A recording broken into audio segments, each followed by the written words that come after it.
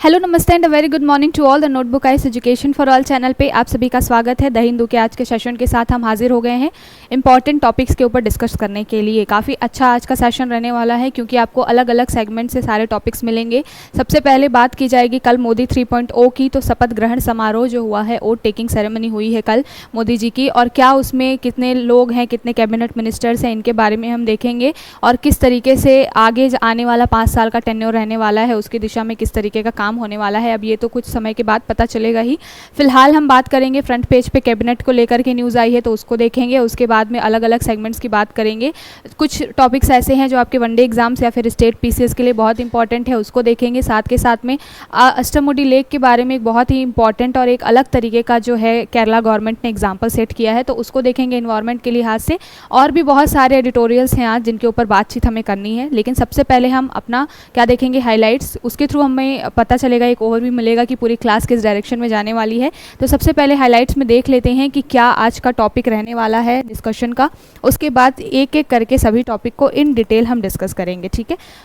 तो सबसे पहले बात तो फ्रंट पेज पे जो न्यूज़ छपी हुई है उसके बारे में ही बात करेंगे। 72 members NDA ministry takes oath of office. तो कल जैसे कि मालूम है प्रेसिडेंट ने क्या किया है, ओथ टेकिंग सेरेमनी ऑर्गेनाइज की और इनवाइट किया था प्रधानमंत्री मोदी जी को प्रधानमंत्री बनने के लिए और ओथ लेने के लिए। तो देखेंगे क्या क्या है इस बारी, क्या अलग है, जो कैबिनेट है वो पिछले कैबिनेट से किस तरीके से अलग है, इसके बारे में थोड़ा सा ओवरव्यू लेंगे। अगली बात की जा रही है state told to act on social media group sites trading organ. तो यहाँ पर जो है ह्यूमन ऑर्गन्स का ऑनलाइन सोशल मीडिया के थ्रू एक तरीके से इलीगली ट्रेड हो रहा है। इसको लेकर के जो स्टेट्स हैं उनको, जो यूनियन मिनिस्ट्री है हमारी, हेल्थ मिनिस्ट्री है, उन्होंने बहुत सारे अलग अलग राज्यों को एक तरीके से ऑर्डर दिया है या फिर एक तरीके से बोला है कि आपको इसमें क्या करना है। सोशल मीडिया ग्रुप्स जो भी इस तरीके के चल रहे हैं जहाँ पे ह्यूमन ऑर्गन्स की जो है वो एक तरीके से तस्करी हो रही है या फिर ट्रैफिकिंग हो रही है, उसको एक तरीके से रेगुलेट और कंट्रोल करना है, ठीक है। तो देखेंगे क्या पूरा मुद्दा है। अगली जो न्यूज़ है वो बहुत ही यूनिक तरीके की है। बात की जा रही है after 28 years consumer activist gets refund of 500 used in DVAC trap cases in Tamil Nadu.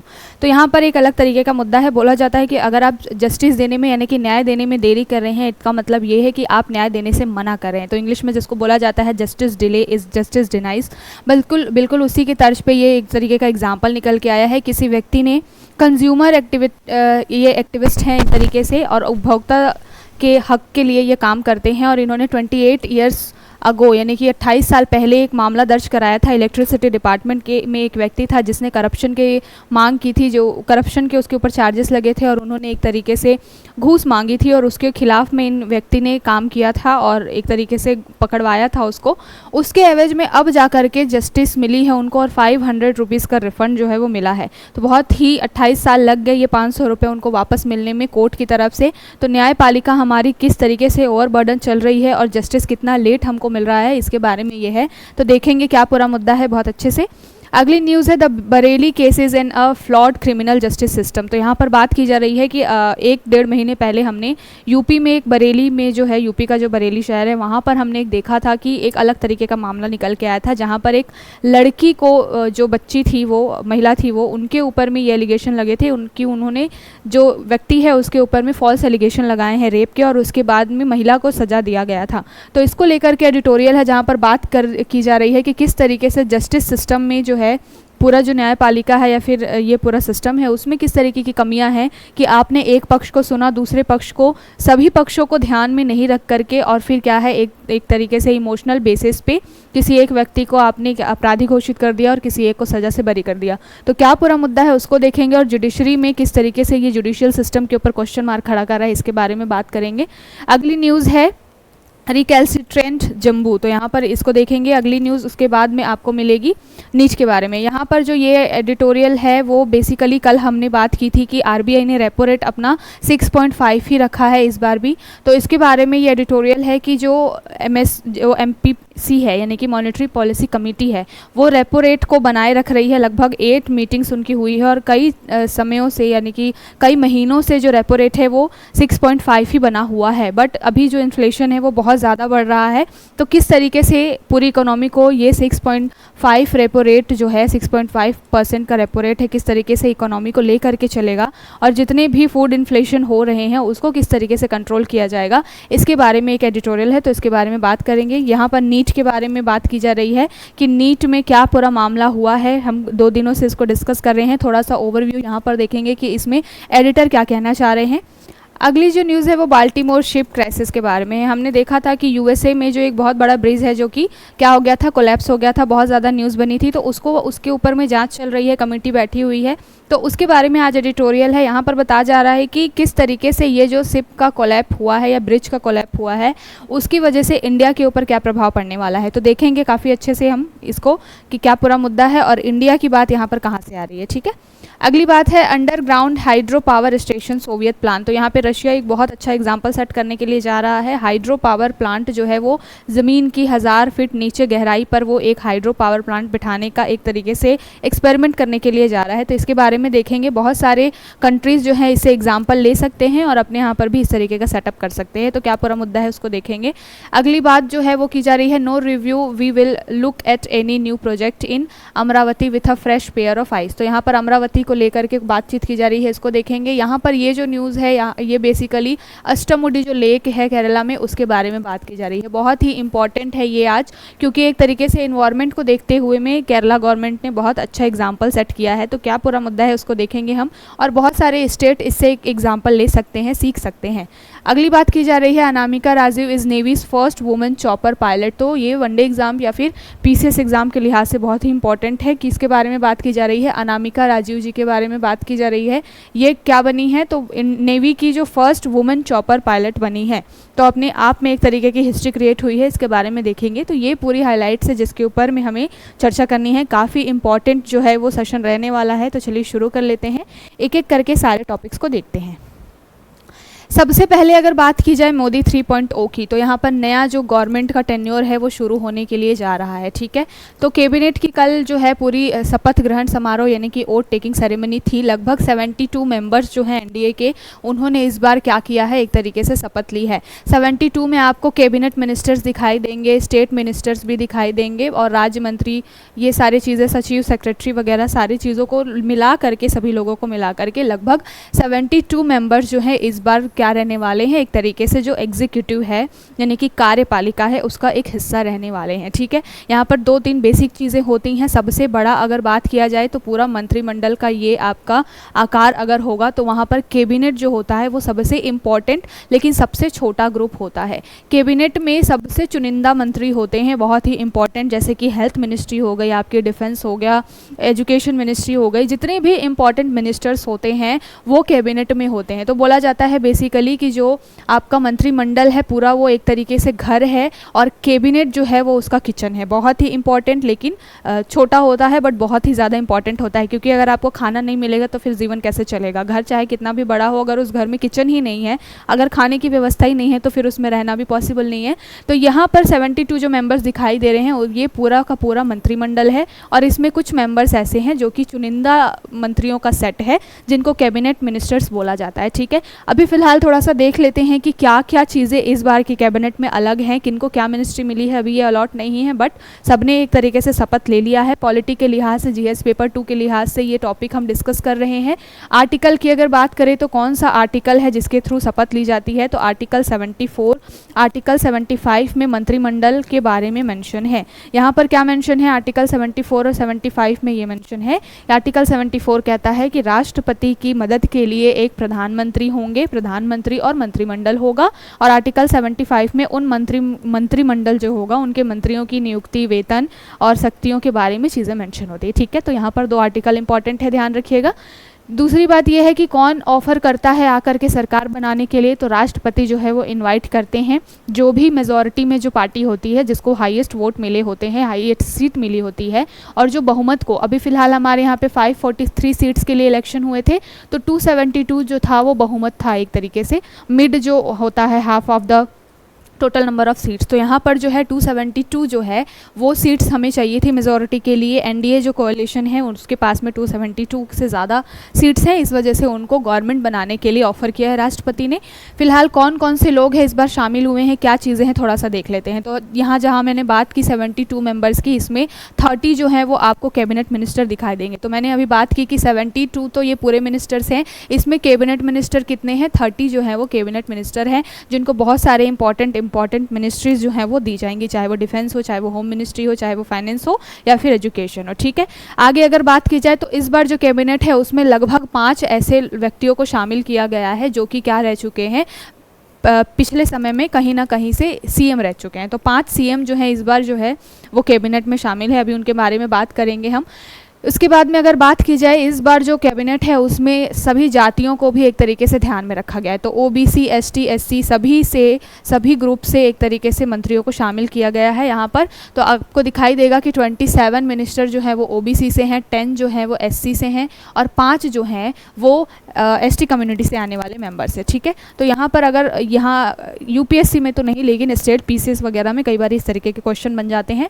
तो ओबीसी से 27 मिनिस्टर्स हैं, एसटी से आपको 10 मिनिस्टर देखेंगे और एससी में जो आपको यानी कि जो शेड्यूल कास्ट है उससे आपको यहाँ पर एसटी से आपको 5 दिखेंगे शेड्यूल ट्राइब से, और शेड्यूल कास्ट जो है वहाँ से आपको 10 मेंबर्स दिखाई देंगे। ठीक है, तो इसको ध्यान में रखिएगा। दूसरी बात हमने की कि कौन कौन सीएम इस बार रहने वाले हैं जो कि कैबिनेट में शामिल हुए हैं। तो सबसे पहले तो कर्नाटका के जो सीएम रहे हुए हैं उनका नाम क्या है, जो कि जनता दल से आते हैं, इनका नाम है एच.डी. कुमारस्वामी। तो कर्नाटका के एच.डी. कुमारस्वामी जो है वो एक सीएम रह चुके हैं और उनको इस बार कैबिनेट में शामिल किया गया है। उसके बाद एमपी के शिवराज सिंह चौहान का नंबर है, फिर हरियाणा के आपको मनोहर लाल खट्टर दिखाई देंगे। इस तरीके से जो 5 हैं आपके सीएम जो वो क्या करने वाले हैं, इस बार कैबिनेट की शपथ लेने वाले हैं। ठीक है, तो यहाँ पर शिवराज सिंह चौहान मध्य प्रदेश से आएंगे, मनोहर लाल खट्टर जी जो हैं वो कहाँ से आ रहे हैं, हरियाणा से आ रहे हैं। दूसरी बात सर्बानंद सोनोवाल जो है जो कि असम के सीएम हैं, उनको भी दिया गया है एक तरीके से कार्यभार। और जीतन राम मांझी जो कि कुछ समय के लिए क्या रहे थे, बिहार के सीएम रहे थे, उनको भी इस बार कैबिनेट में शामिल किया गया है। ठीक है, तो ये 4-5 नाम याद रखिएगा। इस तरीके के क्वेश्चन संभावना होती है कि आपसे आरओ वगैरह में पूछ लिया जाएगा या फिर जो आपके स्टेट पीसीएस में कभी भी पूछा जा सकता है, क्योंकि वो थोड़ा सा अनसर्टेन होता है। वहाँ पर एक तरीके से किस तरीके के क्वेश्चन पूछे जाएंगे ये फिक्स नहीं होता, एक तरीके से कभी भी कुछ भी पूछ सकता है। यूपीएससी में चांसेस कम होते हैं कि कौन कौन से मिनिस्टर हैं इस तरीके के क्वेश्चन पूछे जाए, बट स्टेट पीसीएस के लिहाज से टॉपिक इंपॉर्टेंट है। ठीक है, तो यहाँ पर एक ओवरव्यू मिल गया कि ये जो कैबिनेट है उसमें किस तरीके के लोग हैं जो शामिल होने वाले हैं। अभी जब मिनिस्ट्री वगैरह अलॉट होगी तो उसके बाद फिर इस टॉपिक के ऊपर डिस्कशन करेंगे। जितना भी यहाँ से इंपॉर्टेंट चीज़ें हमको लेने की ज़रूरत थी उसको हमने देखा है। हमने बात की हुई है कि अगर वुमेन रिप्रेजेंटेशन की बात करेंगे तो 17वीं लोकसभा से इस बार जो है वुमेन रिप्रेजेंटेशन थोड़ा सा कम रहा है, बट ओवरऑल चीज़ें ठीक रही हैं। ठीक है, तो ध्यान में रखिएगा ये 18वीं लोकसभा के लिए जो इलेक्शन थे और वहाँ पर कल जो है वोट टेकिंग सेरेमनी थी। ठीक है, तो ध्यान में रखिएगा।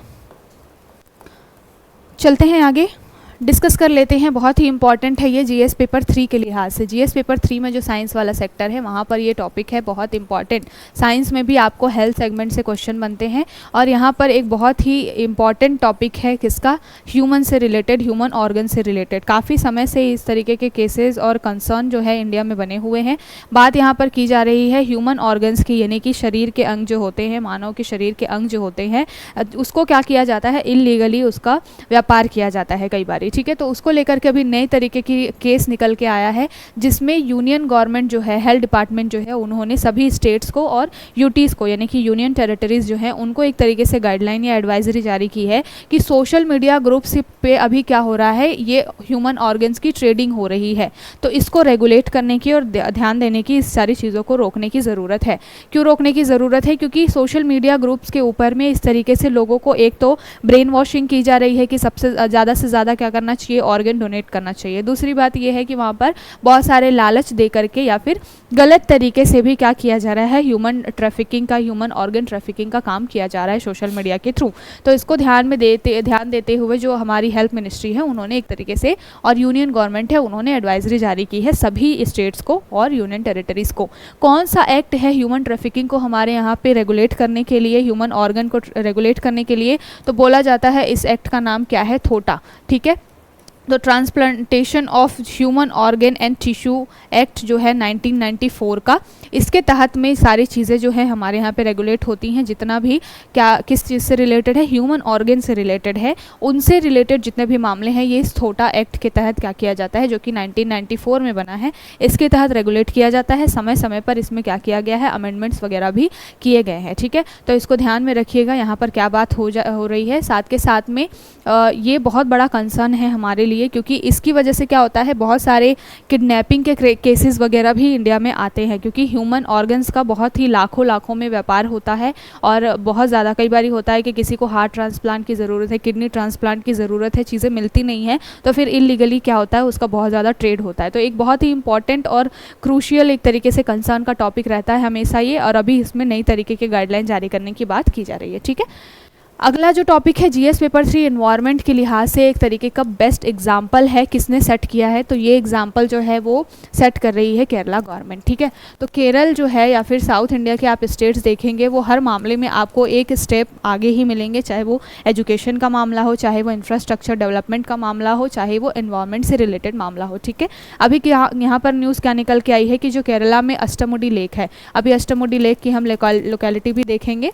तो अष्टमुडी लेक के बारे में बात जा रही है। यहाँ पर क्या हुआ है, केरला गवर्नमेंट ने जो वहाँ पर मर्चेंटाइज जो बोट थे, जिसके थ्रू क्या किया जाता था, ट्रैवलिंग वगैरह या फिर टूरिस्ट वगैरह आते थे, जो बिल्कुल व्यापार के लिए जिन बोट्स वगैरह का यूज़ किया जा रहा था, उनको अभी केरला गवर्नमेंट ने कुछ दिनों के लिए हॉल्ट पे डाल दिया है, रोक दिया है वहाँ पर किसी भी तरीके की एक तरीके से ट्रैवलिंग को। तो जून 9 से लेकर के जून 30 तक क्या होने वाला है, जुलाई 31 तक, सॉरी, तो जुलाई 31 तक यहाँ पर ये सारी चीज़ें रुकने वाली हैं। मतलब लगभग 1.5-2 महीने का समय है जहाँ पर केरला में अष्टमुडी लेक में बोटिंग वगैरह की चीज़ें बैन होंगी। अब यहाँ पर एक कंसर्न ये निकल के आएगा कि कई सारे लोग हैं, फिशरमैन या फिर जो इस तरीके के नाविक वगैरह हैं, वो क्या काम करते हैं, उनका पूरा रोज़ी रोटी जो है, वो लाइवलीहुड जो है वो पूरा इसी के ऊपर में डिपेंड करता है। तो फिर उन लोगों का क्या होगा, तो इसके लिए भी केरला गवर्नमेंट ने चीज़ निकाली है कि जितने भी लोग इस तरीके के मर्चेंडाइज बोटिंग वाले एक तरीके से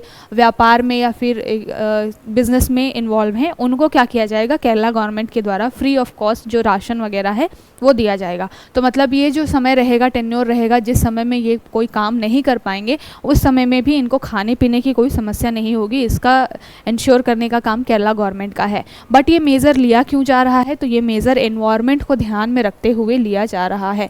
तो बहुत ही एक यूनिक तरीके का एग्जाम्पल है। आप सभी को मालूम है कि जितने भी हम एक तरीके से एक्टिविटीज़ करते हैं, चाहे वो वाटर के ऊपर हो, चाहे वो कभी हम बात करते हैं अरावली रेंज वगैरह की, तो वहाँ पर जब भी ह्यूमन एक्टिविटीज़ ज़्यादा बढ़ती हैं तो वहाँ पर क्या होता है, एनवायरनमेंट के ऊपर बहुत ज़्यादा एक प्रेशर क्रिएट होता है। तो उस प्रेशर को रोकने के लिए, उसको थोड़ा सा कम करने के लिए, और एनवायरनमेंट को भी एक ज़रूरत है ना, पर्यावरण को भी सांस लेने की, तो कम से कम उसको होनी चाहिए ना समय। क्योंकि अगर मान लीजिए एनवायरनमेंट के ऊपर में ओवरबर्डन हो जाएंगी चीज़ें, तो फिर क्या होगा, उसका खामियाजा भी हमें ही भुगतना पड़ेगा। तो केरला गवर्नमेंट ने जो ये नेचुरल रिसोर्सेज हैं और वाटर रिसोर्सेज हैं, इनको ध्यान में रखते हुए क्या किया है, इस तरीके का मेज़र लिया है। और कुछ समय के लिए ये जो मर्चेंटाइज बोट जो पूरा ट्रेडिंग वगैरह है या फिर बिजनेस है, इसको थोड़ा सा पॉज लगाने की बात की है, सो दैट जो अष्टमुडी लेक है वहाँ पर जितने भी वाटर रिसोर्सेज हैं, वहाँ पर मछलियाँ हैं या फिर और भी कोई चीज़ें, जीव हैं वहाँ पर जो कि रह रहे हैं पानी के अंदर, उनको भी थोड़ा सा एक आराम मिल सके और एनवायरनमेंट के ऊपर में जो बर्डन है वो भी थोड़ा सा कम हो सके। क्योंकि यहाँ पे बहुत सारा टूरिस्ट अगर आएंगे तो वो क्या करते हैं, कचड़े प्लास्टिक वगैरह जो फेंकते हैं। कई दिन पहले हमने बात की है कि इसी लेक के अंदर में बहुत सारे माइक्रो प्लास्टिक वगैरह जो कि मछलियाँ कंज्यूम कर रही हैं, इसके रिलेटेड भी केसेस आए हुए हैं। तो इन सभी चीज़ों को ध्यान में रखते हुए ये मेज़र लिया गया है और इस तरीके का एग्जाम्पल केरला ने सेट किया है। इससे बाकी सारे भी जितने भी मैरीटाइम बाउंड्रीज़ रखने वाले जितने भी हमारे यहाँ पे स्टेट्स हैं, वो भी इससे क्या कर सकते हैं कि एग्जाम्पल ले सकते हैं और इस तरीके का मेज़र ले सकते हैं। ठीक है, तो ध्यान में रखिएगा। अब चलते हैं यहाँ पर थोड़ा सा अष्टमुडी लेक के बारे में देख लेते हैं कि क्या पूरा मुद्दा है।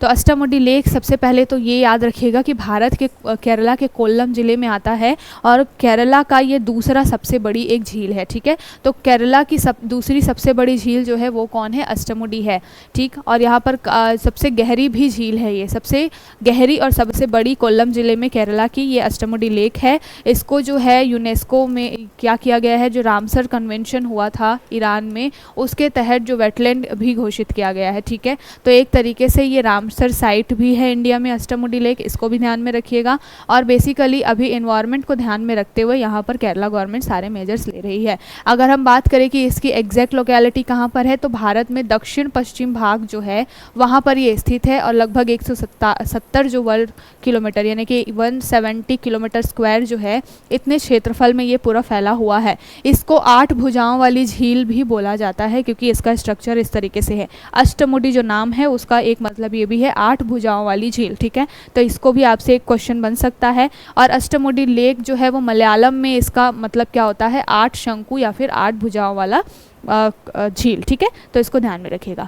कहाँ पर है तो किसके पास फैला हुआ है, तो ये याद रखिएगा अरब सागर, केरला का। अगर आप मैप देखेंगे तो आपको केरला में यहाँ जो मैप है इंडिया का, केरला इधर को दिखाई देगा, इधर में आपको अरेबियन सी दिखाई देता है। तो अष्टमुडी लेक भी जो है वो अरब सागर की तरफ ही फैला हुआ है, ठीक है। और सबसे गहरी ये झीलों में से तो आता ही है केरला की, और सबसे बड़ी झील भी है, ठीक। तो इस तरीके से ध्यान में रखिएगा। जैव विविधता की बात करेंगे तो जितने भी इस तरीके के वेटलैंड वगैरह होते हैं या फिर वाटर एक तरीके से चीज़ें होती हैं, झील, तालाब, नदियाँ, वहाँ पर बहुत सारे आपको क्या दिखाई देंगे, वनस्पति, जीव, ये लोग दिखाई देंगे। पर्यटन के लिहाज से, टूरिज्म के लिहाज से बहुत ज़्यादा इंपॉर्टेंट हो जाता है वो सेक्टर। गवर्नमेंट को, स्टेट गवर्नमेंट को रेवेन्यू के लिए बहुत ही इंपॉर्टेंट रोल अदा करता है। यहाँ पर सबसे ज़्यादा हाउस बोट क्रूज़ वगैरह का बहुत ज़्यादा चलन है। अभी जो हमने पिक्चर देखी इसको क्या बोला जाता है, इसको हाउस बोट क्रूज़ बोला जाता है। देखिए इसमें यहाँ पर आपको हाउस वगैरह बने हुए दिखाई देंगे।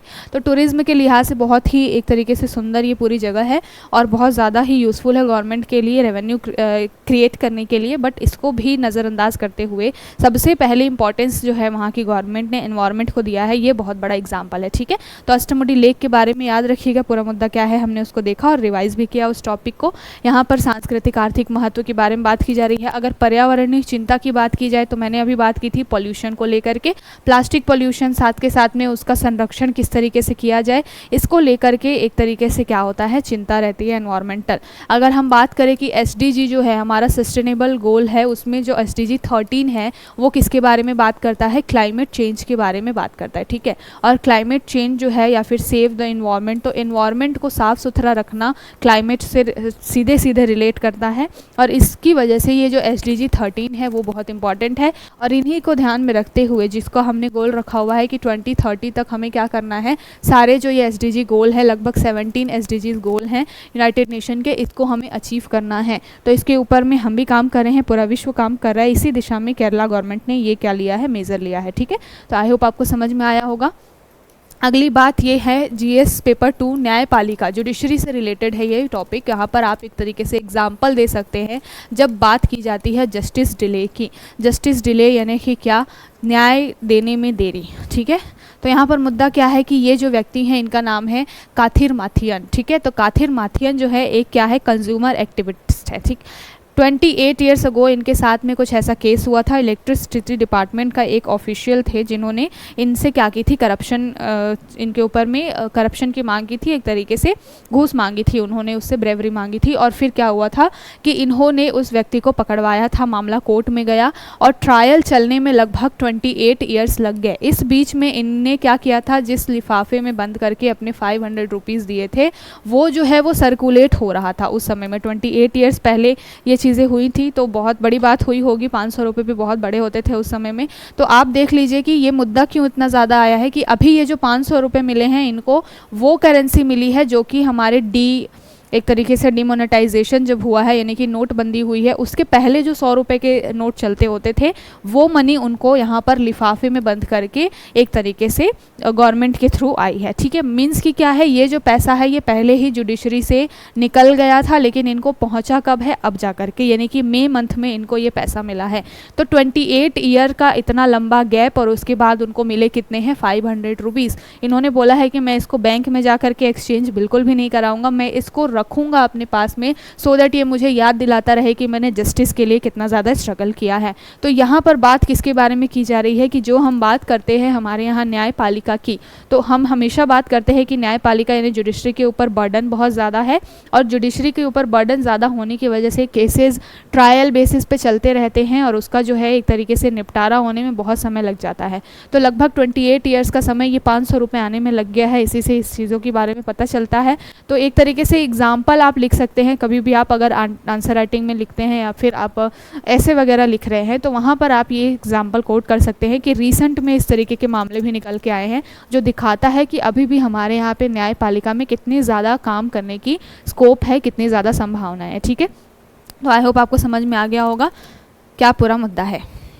चलिए आगे चलते हैं। ये जो है एडिटोरियल काफ़ी इंपॉर्टेंट है, जुडिशरी के ऊपर ये भी सवाल उठाता है और बोलता है कि ये जो पूरा मामला है वो लगभग पिछले महीने बरेली को लेकर के आया, बहुत ज़्यादा हाईलाइटेड रहा, जहाँ पर कोर्ट ने क्या किया था, एक महिला ने जिसने किसी आदमी के खिलाफ में रेप के एलिगेशंस लगाए थे, तो वहाँ पर पाया गया कि वो आदमी इनोसेंट है और महिला के ऊपर ही कोर्ट ने क्या किया था, केस किया था और उसको सज़ा दी थी। तो तब तो देखने में बहुत ही ये चीज़ें ठीक लगी थी कि अगर कोई गलत तरीके से इस तरीके से किसी के ऊपर एलिगेशन लगा रहा है तो ज़रूर उसको सज़ा मिलनी चाहिए। लेकिन इसका एक अलग भी पर्सपेक्टिव निकल के आ रहा है जो कि इस एडिटोरियल में बात की गई है, जहाँ पर बात की जा रही है लेक एडिसिकल इन्वेस्टिगेशन की। ठीक है, तो यहाँ पर बात की जा रही है कि भावनात्मक एक तरीके से इन्वेस्टिगेशन किया गया है इसमें और सही तरीके से जस्टिस नहीं मिला है दोनों ही पार्टी को, चाहे वो महिला है जिसने एलिगेशन लगाए हैं और चाहे वो पुरुष जिसके ऊपर एलिगेशन लगे हैं। ठीक है, मुद्दा क्या है, यहाँ पर बात की जा रही है कि जिस लड़की ने या जिस लड़की को सज़ा हुई है इस पूरे मामले में, केस जो है वो 2019 का है और ये 2024 में पूरा मामला आकर के क्या हुआ है, शटल डाउन हुआ है। अभी भी पूरी तरीके से सेटल डाउन नहीं हुआ है। क्यों? मुद्दा ये है कि जिस लड़की ने यहाँ पर एलिगेशन लगाया था उसने ये बात बोली थी कि किसी व्यक्ति के द्वारा उसका रेप हुआ है और उसने अपनी मदर के ऊपर में और साथ के साथ में एक पुलिस ऑफिशियल के ऊपर में एलिगेशन लगाए थे कि उन्होंने पहले तो उसने बहुत ज़्यादा अपना बयान बदला, उसके बाद उन्होंने बोला कि मदर के द्वारा उसको फोर्स किया गया है इस तरीके की चीज़ें बोलने के लिए। तो वहाँ पे एक एलिगेशन ये निकल के आया कि लड़की पहले अपने बार बार अपना बयान चेंज कर रही थी, इट मीन्स कि उसने कुछ ना कुछ मतलब झूठ बोला है इस तरीके से। दूसरी बात यहाँ पर की जा रही है कि इन चीज़ों को सही तरीके से एग्जामिन करना चाहिए था। अगर वो लड़की सस्पेक्ट भी है और अगर उसने गलत एलिगेशन उस व्यक्ति के ऊपर लगाए भी हैं तो इस मामले की तो जांच होनी चाहिए थी कि उसकी मदर इसमें इन्वॉल्व है या नहीं, या कोई पुलिस ऑफिशियल इसमें इन्वॉल्व है या नहीं। दूसरी बात यह है कि जिस व्यक्ति के ऊपर एलिगेशंस लगे हैं उसके बारे में बात की जा रही है कि 2019 से लेकर के 2024 तक ये पूरा मामला चला। जब 2019 में ये केस गया, 2020 में कोविड-19 आया, तो वो व्यक्ति जिसके ऊपर एलिगेशंस लगे थे उसका ट्रायल चल रहा था। चूँकि एक तरीके से उस समय में उसके खिलाफ तभी भी सबूत नहीं थे उतने, लेकिन फिर भी एक तरीके से हीनियस जो बोला जाता है ऑफेंस था ये, इस वजह से इसको क्या किया गया था, एक तरीके से ज़मानत नहीं दी गई थी। जब ज़मानत इन तरीके की चीज़ों में नहीं मिलती है तो आदमी क्या करता है, अगर उसको सबऑर्डिनेट कोर्ट से, हाई कोर्ट से अगर ज़मानत नहीं मिलती तो वो सुप्रीम कोर्ट में जाकर के क्या करता है, अपील करता है। बट ये फैमिली इतनी पुअर थी जो कि जिसके ऊपर में पूरे एलिगेशन लगे थे जिस व्यक्ति के ऊपर, तो उन्होंने क्या किया था, एक तरीके से वो अपील नहीं कर पाए थे क्योंकि गरीब परिवार है, वो सुप्रीम कोर्ट और इधर उधर के चक्कर नहीं काट सकता। और अब जाकर के 2019 के बाद 5 साल जेल में रहने के बाद, ट्रायल चलने के बाद 5 साल के बाद उस व्यक्ति को इनोसेंट घोषित किया गया है। तो इस 5 साल की भरपाई कौन करेगा, इसको लेकर के केस है कि क्यों इतना ज़्यादा हमारे ऊपर में बर्डन है, ओवर बर्डन है हमारी जुडिशरी, जहाँ पर फास्ट ट्रैक कोर्ट्स इतने ज़्यादा हैं और उसके बावजूद भी ये जो पूरा मामला है वो 5 साल तक चलता रहा और एक व्यक्ति जो कि इनोसेंट था, उसके खिलाफ कोई भी प्रूफ नहीं था और 5 साल तक वो ट्रायल बेसिस पे रहा, उसको एक तरीके से ज़मानत भी नहीं मिली, तो उसकी लाइफ पूरी स्पॉइल हुई। 5 साल पीछे अगर आपकी ज़िंदगी से कोई 5 साल निकाल ले और फिर आपको कहीं किसी मोड़ पर छोड़ दिया जाए तो आपको कितना रिग्रेट होगा उस चीज़ का कि मेरे जीवन के 5 साल मैंने क्या कर दिए, वेस्ट कर दिए या वेस्ट हो गए। यहाँ पर कई लोग जो है प्रिपरेशन करने के लिए आते हैं, तो कई तो बच्चे ऐसे होते हैं कि बहुत सीरियस हैं, पढ़ाई कर रहे हैं, फिर भी किसी कारण से नहीं हो रहा है, कभी कुछ कमी रह जाती है। बट कई ऐसे हैं जो बस यहाँ पर आए हैं, यहाँ की लाइफस्टाइल को एंजॉय कर रहे हैं, घर परिवार से दूर है, घर से पैसे आ रहे हैं और वो बस अपना फ़न में ज़िंदगी काट रहे हैं। मतलब लाइब्रेरी जाना है तो जाना है, नहीं मन किया तो नहीं जाना है, किसी दिन 4 घंटे पढ़ लिया, किसी दिन 2 घंटे भी नहीं पढ़ाई की, तो इस तरीके का भी माइंडसेट होता है। तब जब 5 साल के बाद जब वो व्यक्ति जब रिग्रेट करेगा, पीछे देखेगा कि क्या छूट गया उसकी लाइफ में, तो उस चीज़ को आप एक तरीके से सोच सकते हैं यहाँ पर इसी के बारे में बात की जा रही है कि इन केस मान लो वो लड़की गलत थी, उसने गलत एलिगेशंस लगाए थे, तो भी उसने अगर अपनी मदर के ऊपर में और किसी पुलिस ऑफिसर के ऊपर में किसी भी तरीके का मुद्दा लगाया है, आरोप लगाया है, उसकी भी इन्वेस्टिगेशन होनी चाहिए थी। दूसरी बात यह है कि जिस व्यक्ति के ऊपर एलिगेशंस लगे थे उसको इतना टाइम लगा, तो इसके ऊपर में ध्यान देने की ज़रूरत किसको है? जुडिशरी को। हमारा जुडिशियल सिस्टम जो है वो एक तरीके से कहीं ना कहीं लैग कर रहा है, इस वजह से बहुत ज़्यादा लूप होल निकल के आ रहे हैं, बहुत ज़्यादा कमियां जो है हमारी न्यायपालिका में, जुडिशरी में आ रही है। इन सारी चीज़ों को ठीक करने के लिए सबसे ज़्यादा ज़रूरी क्या है? पहले तो जितने भी वैकेंट सीट्स हैं वहाँ पर जुडिशरी में उसको फुलफिल करना चाहिए, उसको भरना चाहिए। फास्ट ट्रैक कोर्ट्स हमने इतने सारे बना रखे हैं, उनका जो ट्रायल जो है वो सही से कंप्लीट होना चाहिए। एक मुद्दा ये भी है कि जहाँ पर जो हमारे यहाँ पे एक्ट वगैरह बने हुए हैं, वहाँ पर जब रेप वगैरह के मामले आते हैं तो उसको बोला जाता है कि वो मैक्सिमम 1 साल के अंदर अंदर या फिर जल्द से जल्द उसको क्या करना चाहिए? सॉल्व करने की, रिजॉल्व करने की कोशिश करनी चाहिए। इसी के लिए जो है फास्ट ट्रैक कोर्ट्स बनाए जाते हैं, स्पेशली रेप वगैरह के मामले में। फिर भी इतना ज़्यादा जो है ये जो डिले हो रहा है 4 साल 5 साल का, इससे बहुत सारे लोगों की लाइफ जो है वो स्पॉइल हो जाती है। तो आई होप आपको समझ में आया होगा कि क्या पूरा मुद्दा है और जुडिशियल सिस्टम में क्या कमियां हैं, इसके बारे में बात की जा रही है। ठीक है, आगे चलते हैं। आगे बात की जा रही है किसके बारे में? मॉनेटरी पॉलिसी कमेटी, साथ के साथ पे इन्फ्लेशन। तो जीएस पेपर 2-3 में जो इकोनॉमी वाला टॉपिक है इससे ये रिलेटेड है। हमने बात की थी कि इस बार जो मॉनेटरी पॉलिसी कमेटी है उन्होंने क्या किया है, 4+-2 के इन्फ्लेशन के एक तरीके से जो क्राइटेरिया है उसको मैनेज रखने की कोशिश की है। साथ के साथ में रेपो रेट में एक तरीके से कोई भी बदलाव नहीं किया है और रेपो रेट जो है वो 6.50 बेसिस पॉइंट ही रखा है। ठीक है, तो ये जो परसेंट है, रेपो रेट क्या होता है? जिस रेट के ऊपर में आरबीआई बैंकों को लोन देती है। ठीक है, अब यहाँ पर मुद्दा ये निकल के आया है कि मॉनेटरी पॉलिसी कमेटी जो है वो जिन्होंने 4+-2 का एक तरीके से क्राइटेरिया रखा है और रेपो रेट को अभी वो कई समय से 6.50 ही रख रहे हैं। तो एडिटोरियल में बात की जा रही है कि क्या जो है आरबीआई के गवर्नर शक्तिदास कांत जी है उनका ये डिसीजन सही है। अगर बात की जाए, अभी हम इन्फ्लेशन रेट अगर देख रहे हैं तो हमने देखा कि अप्रैल मंथ में जो है वो इन्फ्लेशन जो स्पेशली फूड जो गुड्स हैं, फूड जो आइटम्स है, उनमें अगर इन्फ्लेशन की बात करेंगे तो सबसे ज़्यादा रहा। इसमें आपको अनियन, टोमेटो, इसके रेट बहुत ज़्यादा दिखे, आपको वेजिटेबल्स जो है उनके रेट बहुत ज़्यादा दिखे, इस वजह से ये सारी चीज़ें हुई। दूसरी बात ये है कि टेम्परेचर हीट वेव की वजह से भी वेजिटेबल्स और फ्रूट्स के रेट्स बहुत ज़्यादा रहे, तो इस वजह से जो फूड इन्फ्लेशन है वो बहुत ही ज़्यादा रहा है। अब जब हम बात कर रहे हैं कि हमको जो इकोनॉमी का इन्फ्लेशन है वो 4+-2 के लेकर के आके रखना है, तो यहाँ पर दिखाई नहीं देता है कि ये इतना कंट्रोल्ड वे में हो पाएंगी चीज़ें, क्योंकि फूड इन्फ्लेशन इतना ज़्यादा बढ़ रहा है। तो ऐसे में क्या ज़रूरत थी कि क्या यहाँ पर रेपो रेट को थोड़ा सा बढ़ाया घटाना चाहिए, इसको लेकर के ये पूरा जो एडिटोरियल है वो बात करता है। तो यहाँ पर बात की जा रही है जो central for monitoring Indian economy यानी कि CMEI है, इन्होंने एक तरीके से फॉरकास्ट किया था जून 8 में कि जो हेडलाइन रिटेल इन्फ्लेशन है वो अभी भी क्या होगी? इंक्रीज होगी। ठीक है, और बाय 31 बेसिस पॉइंट तक वो इंक्रीज होगी। यानी कि CMEI जो है, जो क्या काम करती है, इन्फ्लेशन के बारे में बताती है कि आने वाले समय में जो इन्फ्लेशन है या हेडलाइन मुद्रास्फीति है वो कितनी रहने वाली है। तो इसको ध्यान में रखते हुए जो है आरबीआई ने जो ये 6.50 का एक तरीके से रेपो रेट को मेंटेन रखने का जो डिसीज़न लिया है, एडिटर बोलते हैं कि ये जो डिसीज़न है वो बहुत ही सही है, क्योंकि पिछले कई महीनों से या कई समय से हम देख रहे हैं ये चीज़ें कि इन्फ्लेशन रेट जो है वो बढ़ता जा रहा है और एक रेपो रेट को ना बढ़ा करके या फिर कम ना करके, क्योंकि अभी हम देख रहे हैं कि हमारी इकोनॉमी स्टेबल ही चल रही है। 4+-2 का जो इन्फ्लेशन का दायरा है उससे हम थोड़ा सा ऊपर है, बट वो अंडर कंट्रोल है। ठीक है, कहीं कहीं पर हम 5.7% भी इन्फ्लेशन को मेज़र कर रहे हैं, कहीं पर थोड़ा ज़्यादा भी मेज़र कर रहे हैं। तो अभी जो स्थिति देखी जा रही है उस हिसाब से जो ये रेपो रेट है वो बिल्कुल सही रखा गया है। तो आपसे अगर एनालिटिकल वे में पूछा जाए कि क्या ये चीज़ें सही हैं, तो आप वहाँ पर थोड़ा बहुत ये आंकड़ा दे सकते हैं कि फूड जो है CMIE है जो उसने बोला है कि फूड प्राइसेस अभी भी इंक्रीज होंगे। साथ के साथ में ये जो पूरा डिसीजन है रेपो रेट को बनाए रखने का वो भी सही है, क्योंकि इन्फ्लेशन जो है वो बढ़ता जाएगा और उसको कंट्रोल करने के लिए रेपो रेट को और ज़्यादा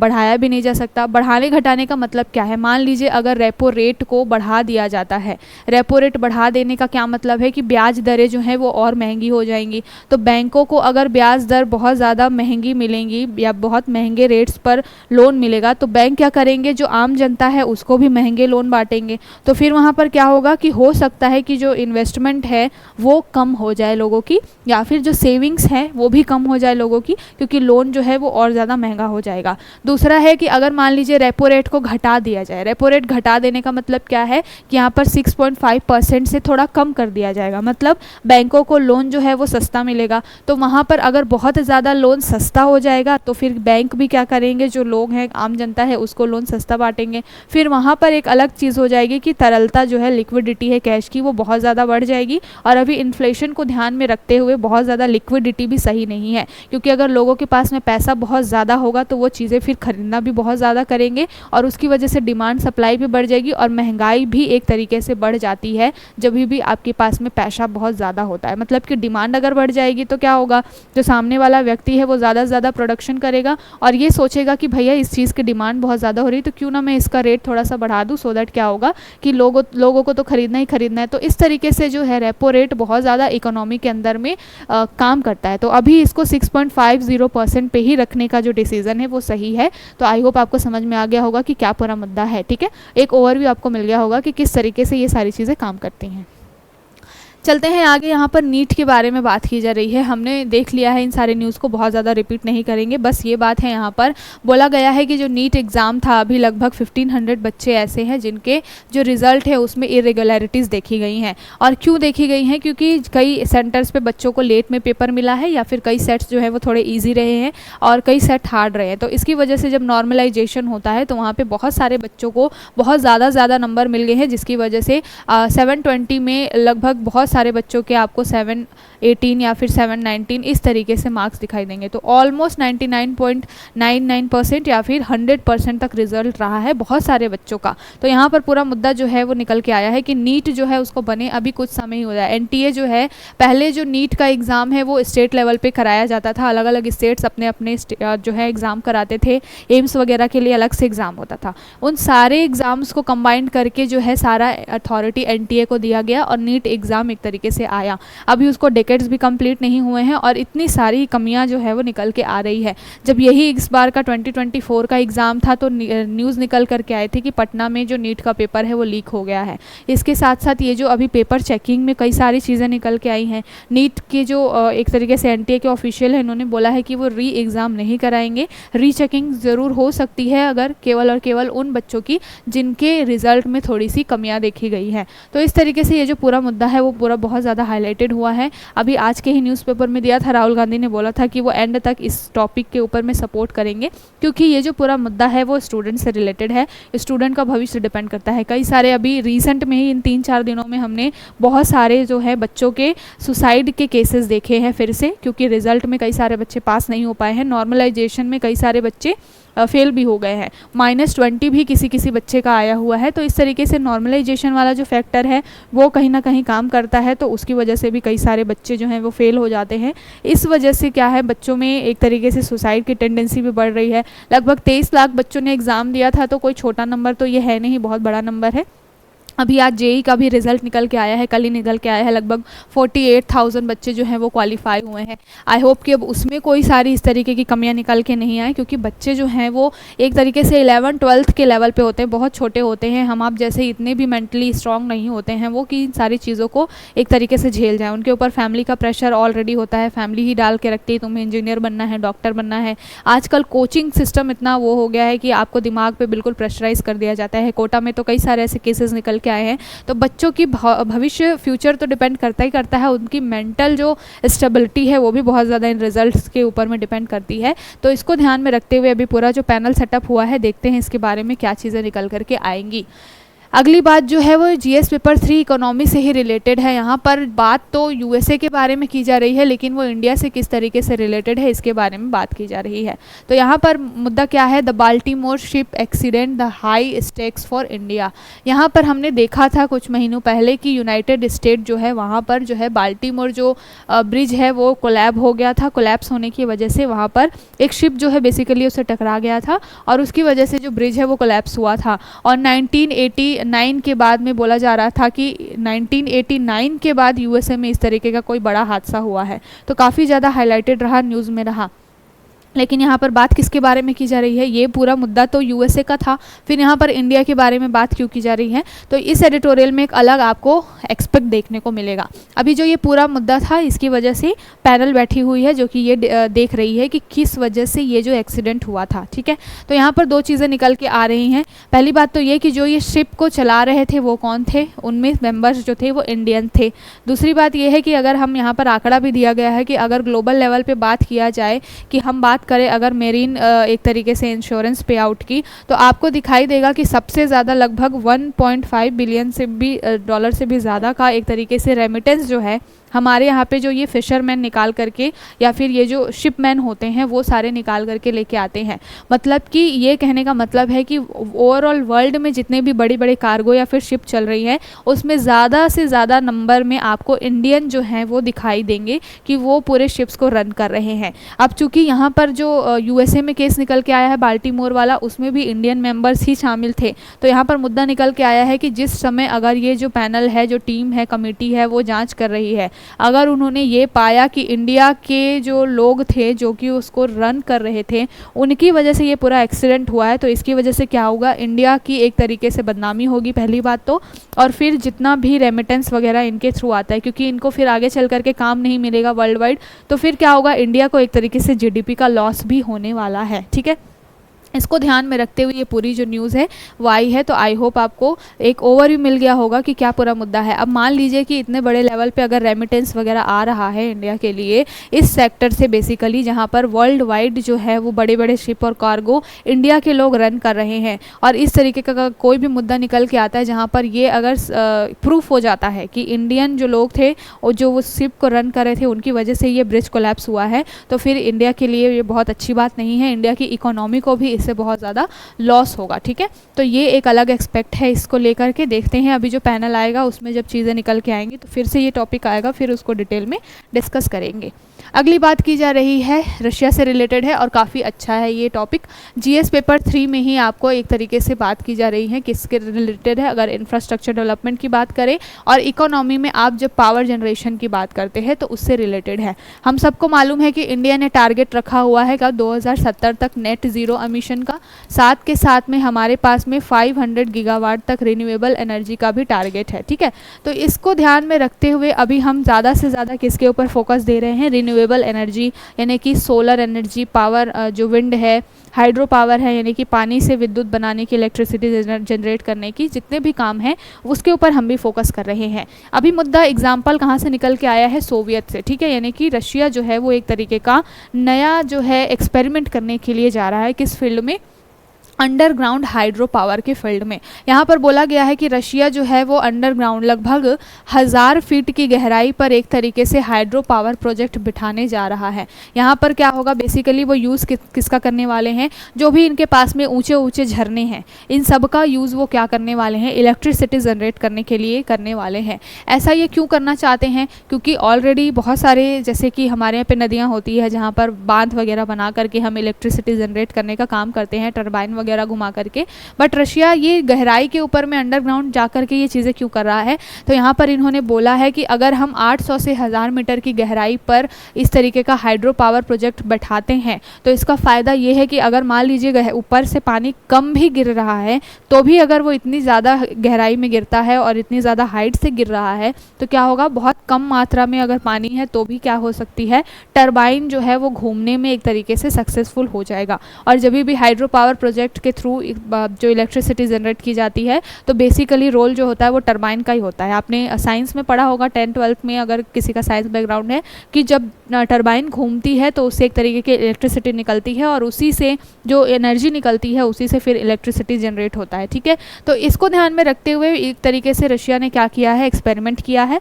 और उसको ये दिखाई दिया है कि भाई 1000 फीट की गहराई पर भी अगर आप इस तरीके के हाइड्रो पावर प्रोजेक्ट लगाते हैं तो आपके लिए बहुत बेनिफिशियल है। अभी जिस तरीके से पानी का जो मात्रा जो है वो कम होती जा रही है, वर्ल्ड वाइड पानी का संकट निकल के आ रहा है, तो अगर हम गहराई पर इस तरीके के प्रोजेक्ट लगाते हैं तो कम पानी में भी हमारा काम हो जाएगा और हम इलेक्ट्रिसिटी जनरेट कर ले जाएंगे। तो इसको ध्यान में रखते हुए अभी रशिया ने ये काम करना शुरू किया है। आगे चल करके जब इसके थ्रू जो है पावर जनरेशन होगा तो फिर और भी सारे कंट्रीज़ जो हैं इससे एग्जांपल लेकर के अपने यहाँ पर इस तरीके की चीज़ें करेंगे। ठीक है, तो एक एग्जांपल याद रखिएगा, यहाँ से पीसेस के लिए भी क्वेश्चन बन सकता है कि कौन इस तरीके का काम करने के लिए जा रहा है। तो रशिया जो है इस तरीके का एक्सपेरिमेंट करने के लिए जा रहा है, जो कि अंडरग्राउंड जो है वो क्या करने वाले हैं, वाटर एक तरीके से हाइड्रो पावर प्रोजेक्ट लगाने वाले। ठीक है, तो आई होप आपको समझ में आ गया होगा। चलते हैं आगे, देखते हैं अगली न्यूज़। पीसीएस के लिहाज से ये भी बहुत इंपॉर्टेंट है। यहाँ पर बात की जा रही है किनके बारे में, अनामिका राजीव के बारे में। तो नाम याद रखिएगा अनामिका राजीव जी का।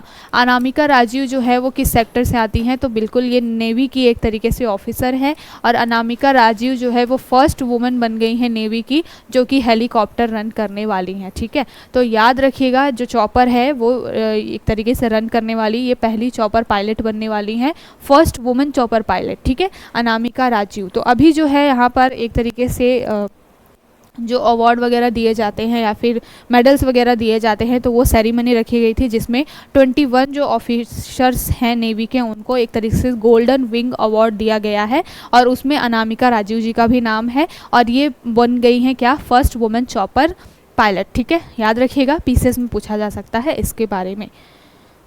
अगली ये जो न्यूज़ है ये जीएस पेपर 2 में आपको दिखाई देगी। जो इंटरनेशनल एक रिलेशन की बात होती है वहाँ पर आपको ये टॉपिक मिलेगा। किसके बारे में बात की जा रही है, इंडिया और सिंगापुर के रिलेशन के बारे में बात की जा रही है। ठीक है, तो जीएस पेपर 2 में आईआर से रिलेटेड है ये। यहाँ पर बात किसके बारे में की जा रही है कि अभी जो सिंगापुर के जो ऑफिशियल्स हैं वो आने वाले हैं इंडिया में। कुछ आगे जो इंडिया के जो सिंगापुर के साथ बायलैटरल जो भी संबंध होने वाले हैं, ट्रेड होने वाला है, उसको लेकर के बातचीत है। तो इसमें बहुत सारी चीज़ें हैं जो कि हमारे लिए काम की हैं, इसको देख लेते हैं।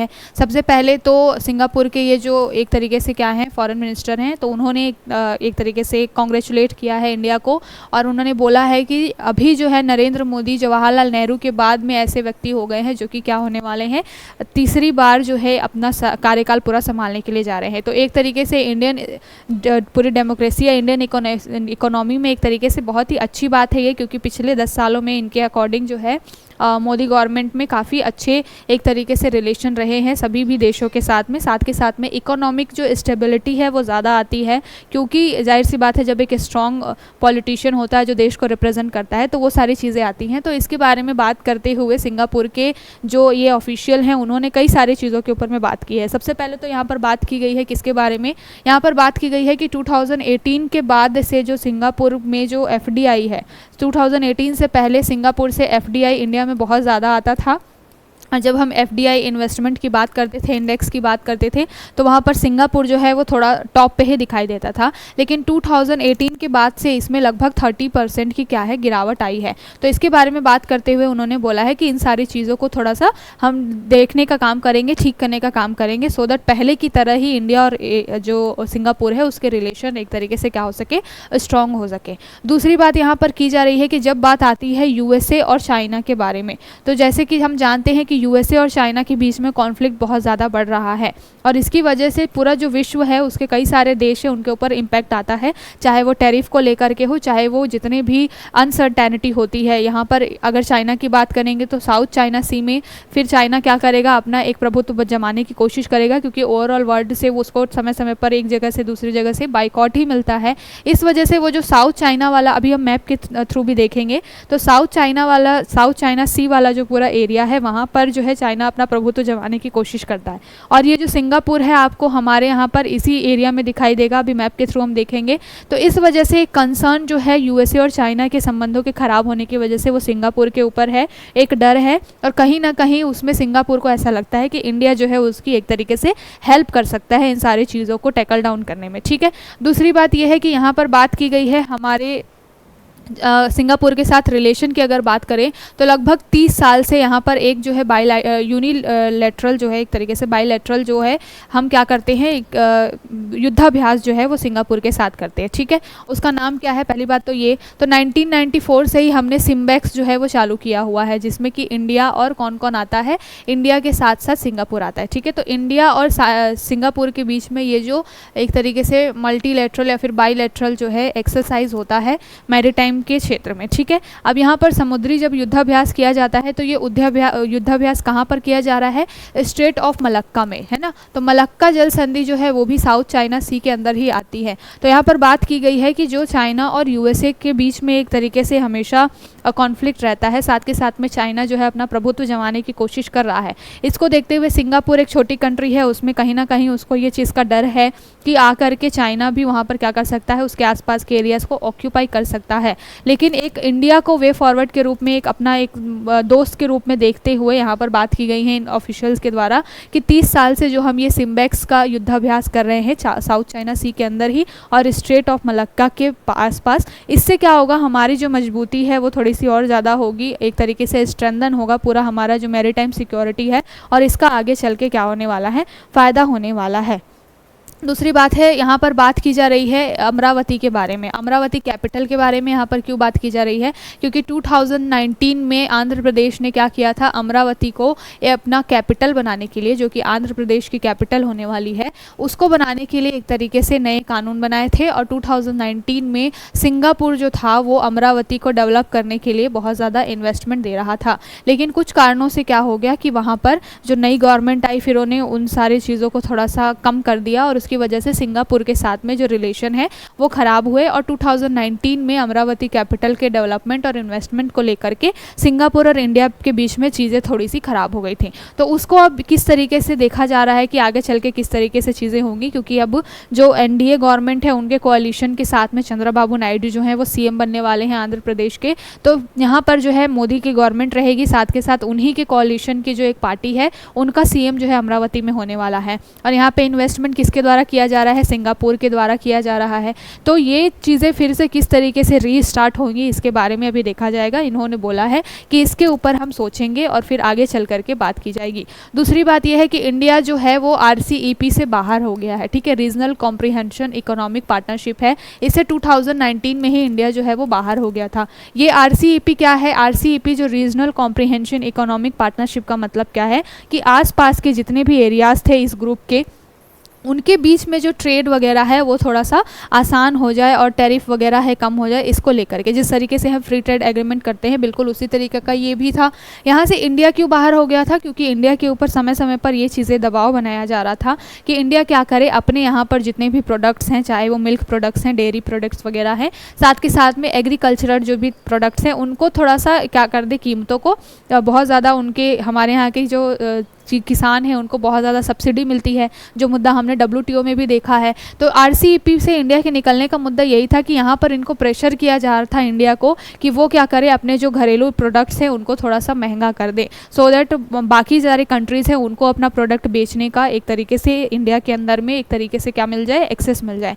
बट इंडिया ने ये सोचा कि इसकी वजह से क्या हो सकता है, जो इनके घरेलू उद्योग हैं, हमारे यहाँ के जो एक तरीके से प्रोड्यूसर्स हैं, उनको बहुत ज़्यादा नुकसान होगा अगर RCEP से बाहर नहीं निकला गया। तो इस वजह से 2019 में RCEP से जो इंडिया जो बाहर निकल गया था, लेकिन सिंगापुर उसमें एक मेंबर है। तो सिंगापुर कहीं ना कहीं चाहता है इस सारी चीज़ों को कि इन सारे टॉपिक्स के ऊपर में बात हो और किस तरीके से दोनों देश के रिलेशन को आगे और बढ़ाना है इसके ऊपर में बात की जाए, ठीक है। तो IR के लिहाज से बहुत ही इंपॉर्टेंट ये पूरा टॉपिक है।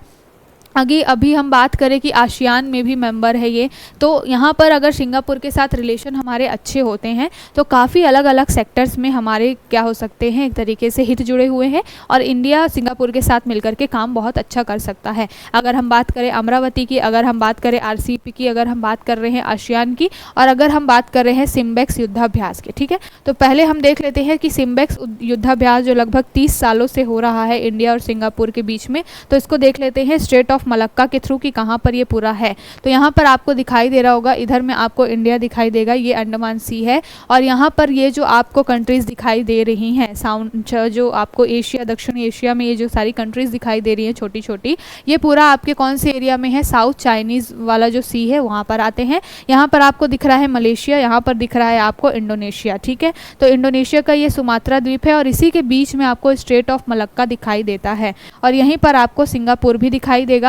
तो सिंगापुर भी क्या है, एक तरीके से आइलैंड कंट्री है, बहुत ज़्यादा उसका इम्पॉर्टेंस है अगर देखा जाए तो हमारे लिए भी, क्योंकि यहाँ पर साउथ चाइना सी है और चाइना कहीं ना कहीं ये सारे जितने भी कंट्रीज़ हैं, यहाँ पे सिंगापुर हो गया या फिर वियतनाम हो गया, इन सब के ऊपर में अपना एक कंट्रोल चाहता है, क्योंकि साउथ चाइना सी में उसको क्या है, जो रिसोर्सेज हैं, मेरी टाइम रिसोर्सेज है समंदर के अंदर में, petroleum, crude oil, natural gases, उन सब को निकालने के लिए उसको चाहिए कि यहाँ पर जितने भी आइलैंड कंट्रीज़ है एटलीस्ट उनके पास में उनका एक्सेस हो, सो दैट वो क्या कर सके, वहाँ पे इस तरीके का मैकेनिज्म हो गया, पोर्ट वगैरह डेवलप कर सके। तो सिंगापुर के लिए कहीं ना कहीं थ्रेट है। और यहाँ पर ये जो स्ट्रेट ऑफ मलक्का है, यहाँ पर ही क्या होता है, इंडिया और सिंगापुर के बीच में ये जो युद्धाभ्यास है जिसको सिम्बेक्स बोला जाता है वो किया जाता है। ठीक है, तो काफ़ी इंपॉर्टेंट रोल अदा कर सकता है एक सिम्बेक्स युद्धाभ्यास, साथ के साथ में इंडिया सिंगापुर की सिक्योरिटी के लिए। ठीक है, तो इस वजह से सिंगापुर और इंडिया के रिलेशन को स्ट्रेंथन करने की बहुत ज़्यादा ज़रूरत है। अलग अलग डायमेंशंस में हमने बात की है